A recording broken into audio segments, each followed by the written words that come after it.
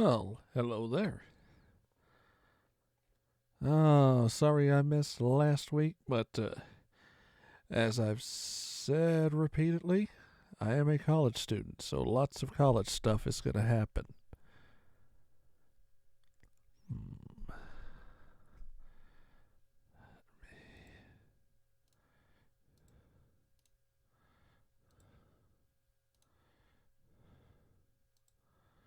Do a lot of stuff.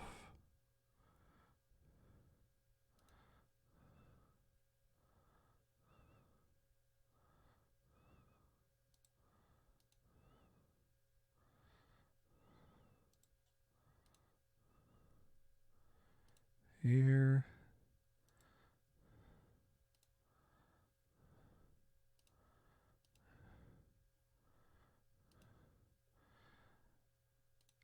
And that should be better. Or at least I thought it would.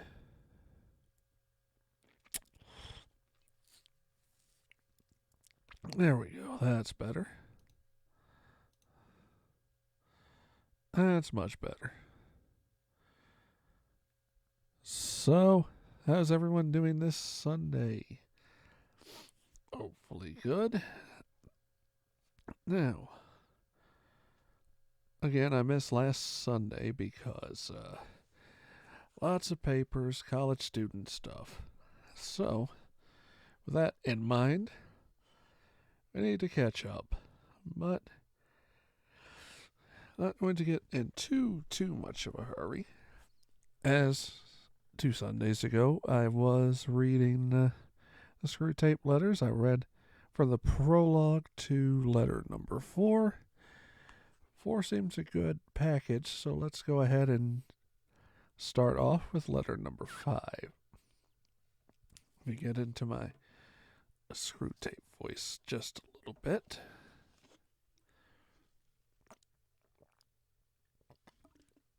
You have to remember that Screwtape is kind of smarmy, kind of condescending. He doesn't like humans very much. And sometimes I don't think he likes his own nephew very much.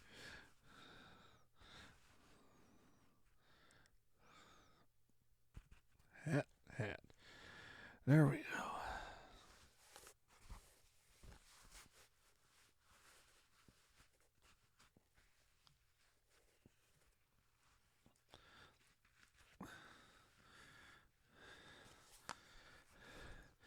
That just in the hat. Very nice. Now, let's get into letter number 5. My dear Wormwood, it is a little bit disappointing to expect a detailed report on your work, and to instead receive such a vague rhapsody as your last letter. You say you are delirious with joy, because the European humans have started another of their wars. I see very well what has happened to you. You are not delirious, you are only drunk. Reading between the lines in your very unbalanced accounts of the patient's sleepless night, I can reconstruct your state of mind fairly accurately. For the first time in your career, you have tasted that wine which is the reward of all our labors, the anguish and bewilderment of a human soul, and it has gone to your head. I can hardly blame you. I do not expect old heads on young shoulders. Did the patient respond to some of your terror pictures of the future? Did you work in some good self-pitying glances at the happy past? Some fine thrills in the pit of his stomach, were there? You played your violin very prettily, did you? Well, it's all very natural, but to remember, Wormwood, that duty comes before pleasure. If any present self-indulgence on your part leads to the ultimate loss of the prey, you will be left eternally thirsting for that draught of which you were so much enjoying your first sip. If, on the other hand, by steady and cool-headed application here and now you can finally secure his soul, he will then be yours forever, a brimful living chalice of despair and horror and astonishment, which you can raise your lips as often as you please. So do not allow any temporary excitement to distract you from the real business of undermining faith and preventing the formation of virtues. Give me without fail in your next letter a full account of the patient's reactions to the war, so that we can consider whether you are likely to do more good by making him an extreme patriot or an ardent pacifist. There are all sorts of possibilities. In the meantime, I must warn you not to hope too much from a war. Of course, a war is very entertaining. The immediate fear and suffering of the humans is a legitimate and pleasing refreshment for our myriads of toiling workers. But what permanent good does it do us unless we make use of it by bringing souls to our Father below? When I see the temporal suffering of humans who finally escape us, I feel as if I had been allowed to taste the first course of a rich banquet and then denied the rest. It is worse than not to have tasted it at all. The enemy, true to his barbarous methods of warfare, allows us to see the short misery of his favorites, only to tantalize and torment us, to mock the incessant hunger. During this present phase of the great conflict, his blockade is admittedly imposing. Let us therefore think rather how to use than how to enjoy this European war, for it has certain tendencies inherent in which, in themselves, by no means in our favor. We may hope for a good deal of cruelty and unchastity, but if we are not careful, we shall see thousands tuning in this tribulation to the enemy, while tens of thousands who do not go so far as that will nevertheless have their attention diverted from themselves to values and causes which they believe to be higher than the self. I know the enemy disapproves of many of these causes, but that is where he is so unfair. He often makes prizes of humans who have given their lives for causes he thinks bad on the monstrously sophistical ground that the humans thought them good and were following the best they knew. Consider, too, what undesirable deaths occur in wartime. Men are only killed in places where they knew they might be killed and to which they go.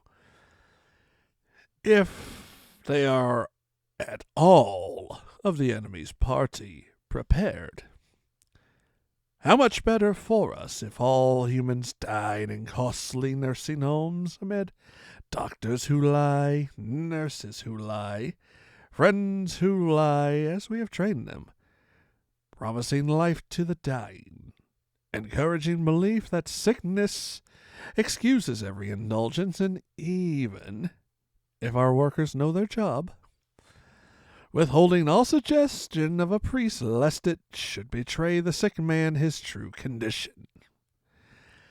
And how disastrous for us is the continual remembrance of death which war enforces. One of our best weapons, contented worldliness, is rendered useless. In wartime, not even a human can believe that he is going to live forever. I know that Scabtree and others have seen in wars a great opportunity for attacks on faith, but I think that view was exaggerated. The enemy's human partisans have all been plainly told by him that suffering is an essential part of what he calls redemption, so that a faith which is destroyed by a war or a pestilence cannot really have been worth the trouble of destroying. I am speaking now of diffuse suffering over a long period such as the war will produce. Of course, at the precise moment of terror, bereavement, or physical pain, you You may catch your man when his reason is temporarily suspended. But even then, if he applies to enemy headquarters, I have found that the post is nearly always defended. Your affectionate uncle, Screwtape. Letter number 6.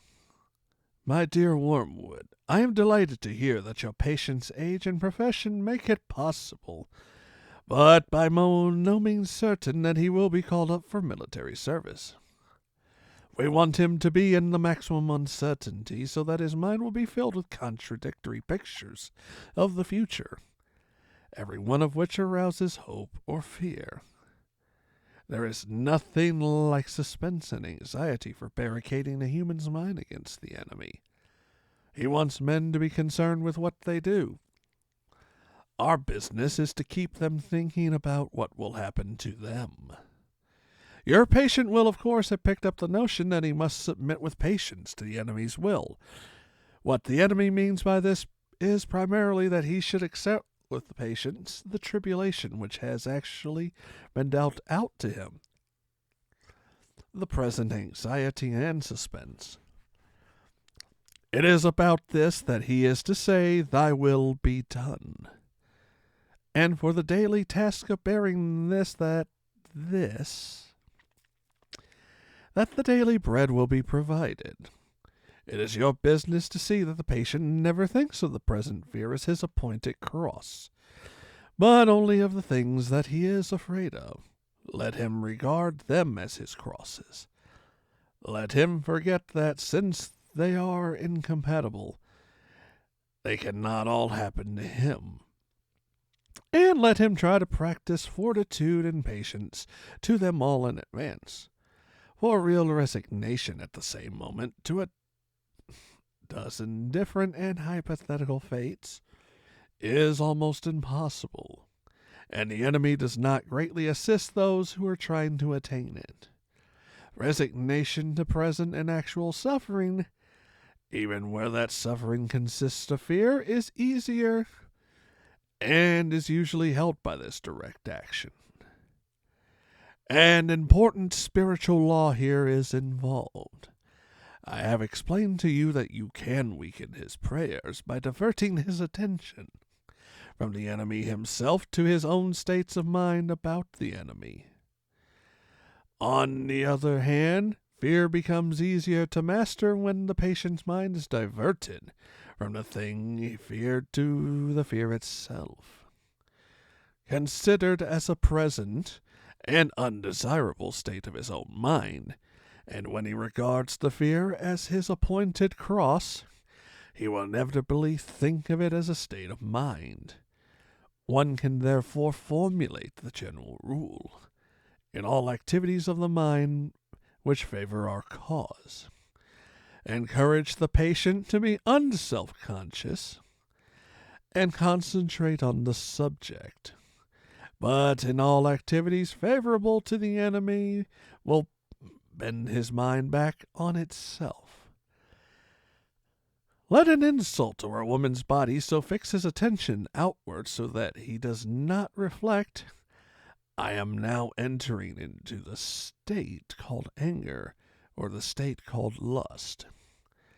Contrariwise, let the reflection, "My feelings are now growing more devout or more charitable," so fix his attention inward that he no longer looks beyond himself to see our enemy or his own neighbors. As he regards his more general attitude to the war, you must not rely too much on those feelings of hatred, which the humans are so fond of discussing in Christian or anti-Christian periodicals. In his anguish, the patient can, of course, be encouraged to revenge himself by some vindictive feelings directed towards the German leaders, and that is good so far as it goes. But it is usually a sort of melodramatic or mythical hatred directed against imaginary scapegoats. He has never met these people in real life, They are lay figures modeled on what he gets from newspapers. The results of such fanciful hatred are often most disappointing, and of all humans, the English are in this respect the most deplorable milksops. They are creatures of that miserable sort who fondly proclaim that torture is too good for their enemies, then give tea and cigarettes to the first injured German pilot who turns up at the back door. Do what you will, there is going to be some benevolence, as well as some malice, in your patient's soul. The great thing is to direct the malice to his immediate neighbors, whom he meets every day, and to thrust his benevolence out to the remote circumference, to the people he does not know. The malice thus becomes wholly real, and the benevolence largely imaginary. There is no good at all in inflaming his hatred of Germans if, at the same time, a pernicious habit of charity is growing between him and his mother, his employer, and the man he meets in the train. Think of your man in a series of concentric circles. Concentric circles. His will being the innermost, his intellect coming next, and finally, his fantasy. You can hardly hope, at once, to exclude from all the circles everything that smells of the enemy, but you must keep shoving all the virtues outward until they are finally located in the circle of fantasy, and all the desirable qualities inward to the will. It is only in so far as they reach the will, and there are embodied in habits and the virtues that are really fatal to us. I don't, of course, mean what the patient mistakes for his will, the conscious fume and the fret of resolutions and clenched teeth, but the real center, what the enemy calls the heart. All sorts of virtues, painted in fantasy, or approved by the intellect, or even in some measure loved and admired, will not keep a man from our Father's house. Indeed, they may make him more amusing when he gets there. Your affectionate uncle, Screwtape.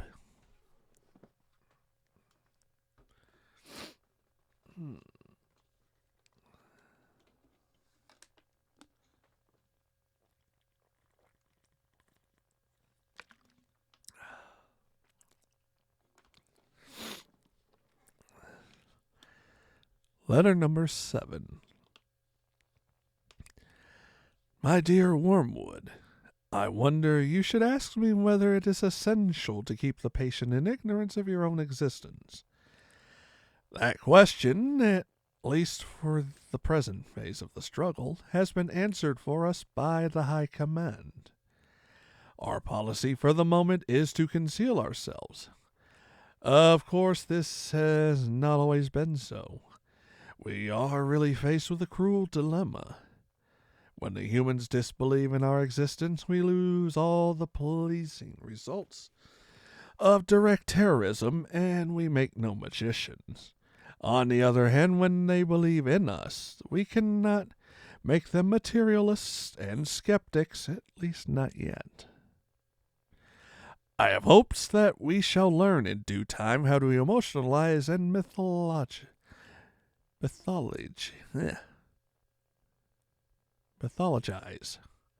their science to such an extent that what is, in effect, though not under that name, will creep into the human mind, remains close to belief in the enemy, the life force, the worship of sex, and some aspects of psychoanalysis may prove useful.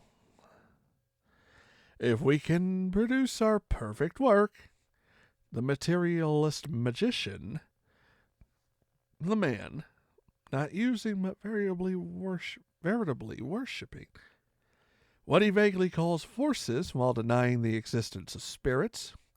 Then till the end of the war will be in sight, but in the meantime we must obey our orders.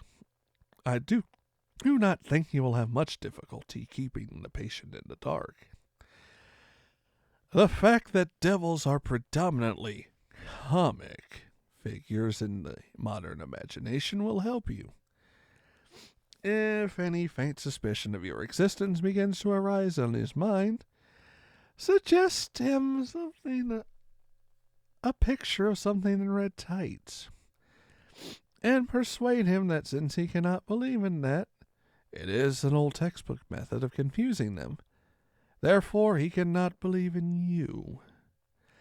I had not forgotten my promise whether to consider whether we should make this patient an extreme patriot or an extreme pacifist.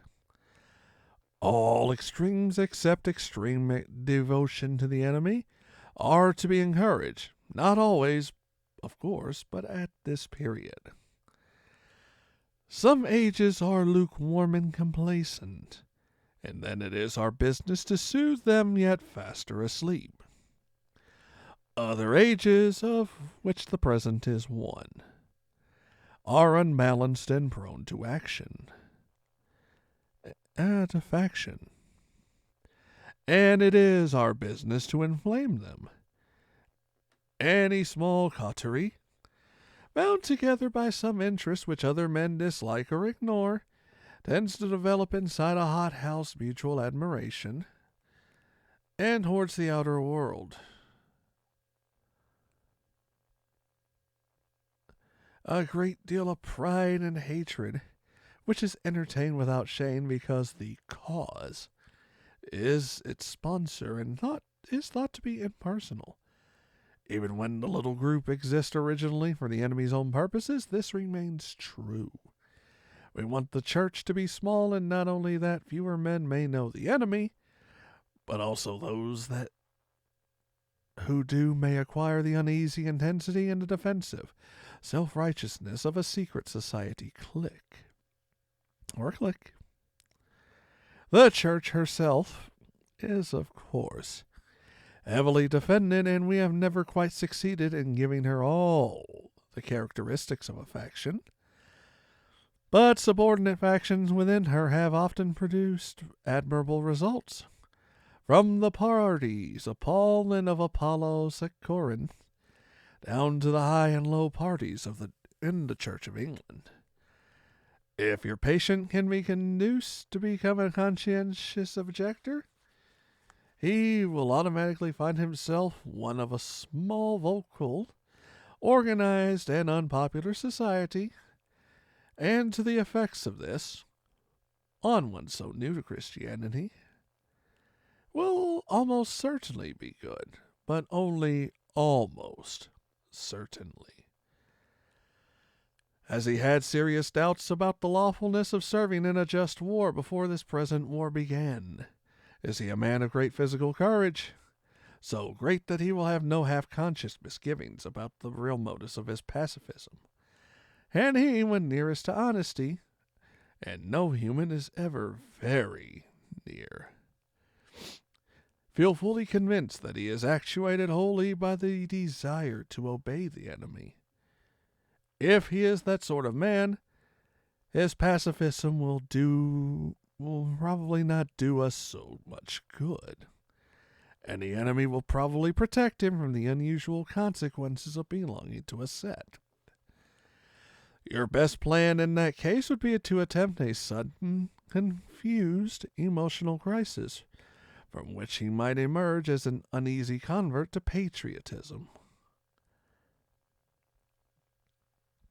But such things can often be managed. But if he is the man I take him to be, try pacifism. Whichever he adopts, your main task will be the same. Let him begin by treating the patriotism or the pacifism as a part of his religion. Then let him, under the influence of the partisan spirit, come to regard it as the most important part. then quietly and gradually nurse him to the stage at which religion merely becomes part of the cause, in which Christianity is valued chiefly because of the excellent arguments it can produce in the favor of the British war effort or of pacifism. The attitude you want to guard against is that which temporal affairs are treated primarily as material for obedience. Once you have made the world an end, and faith a means, you have almost won your man. And it makes very little difference what kind of worldly end he is pursuing, provided that the meetings, pamphlets, policies, movements, causes, and crusades matter more to him than prayers and sacraments and charity. He is ours. And the more religious on those terms, the more securely ours. I could show you a pretty cageful down here. Your affectionate uncle, Screwtape. Letter number 8.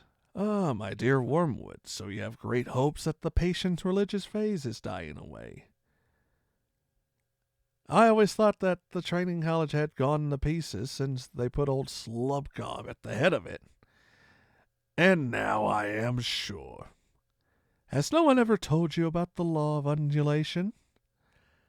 Humans are amphibians, half spirit and half animal. The enemy's determination to produce such a revolting hybrid was one of the things that determined our father to withdraw his support from him. As spirits, they belong to the eternal world, but as animals, they inhabit time. This means that while their spirit can be directed to an eternal object, their bodies, passions, and imaginations are in continual change. And for to be in time means to change. Their nearest approach to constancy, therefore, is undulation. The repeated return to a level from which they repeatedly fall back. A series of troughs and peaks.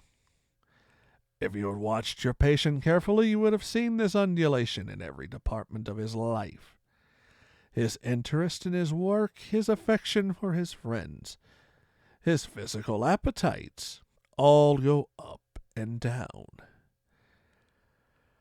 As long as he lives on earth, periods of emotional and bodily richness and liveliness will he alternate with periods of numbness and poverty.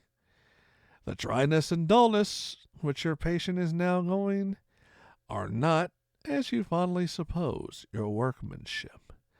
They are merely a natural phenomenon which will do us no good unless you make good use of it.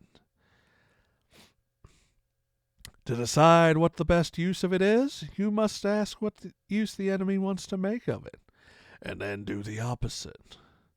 Now it may surprise you that his efforts to get permanent possession of a soul, he relies on the troughs even more than on the peaks. Some of his special favorites have gone through longer and deeper troughs than anyone else. The reason is this. To us, a human is primarily food. Our main aim is the absorption of its will into ours. The increase of our own area of selfhood at its expense. But the obedience in which the enemy demands of man is quite a different thing.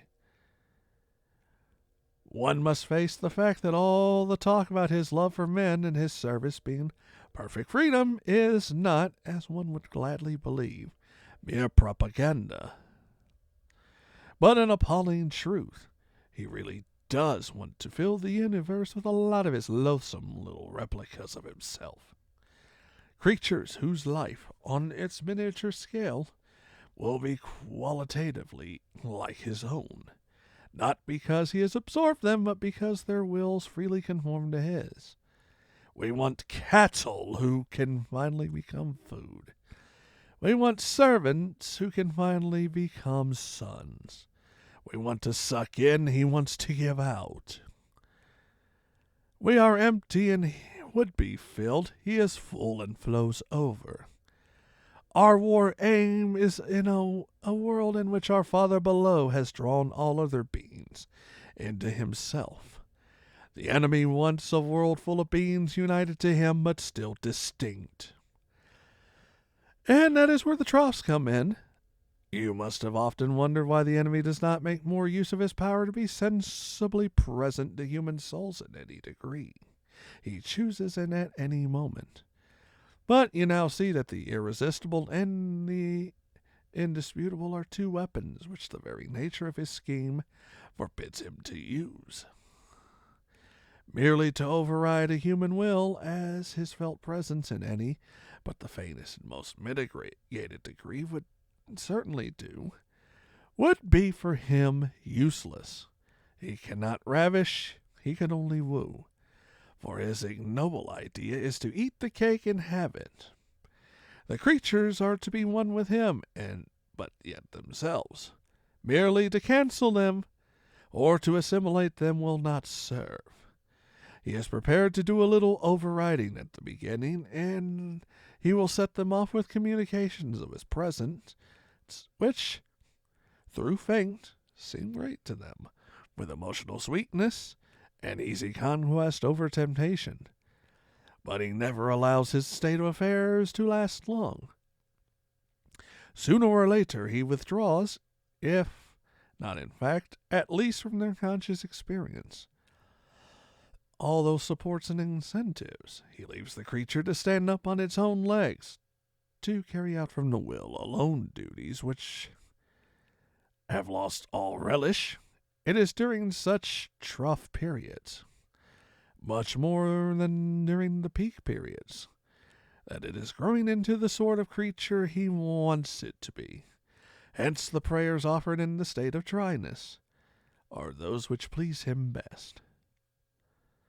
We can drag our patience along with continual tempting, because we design them only for the table, and the more their will is interfered with, the better. He cannot tempt to virtue as we do to vice. He wants them to learn to walk, and must therefore take away his hand. And if only the will to walk is really there, he is pleased even with their stumbles. Do not be deceived, Wormwood. Our cause is never more in danger than when a human no longer desiring, but still intending to do our enemy's will, looks around a universe from which every trace of him seems to have vanished, and asks why he has been forsaken, and still obeys.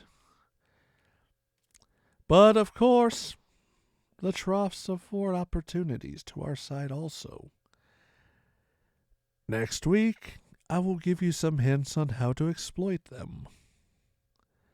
Your affectionate uncle, Screwtape.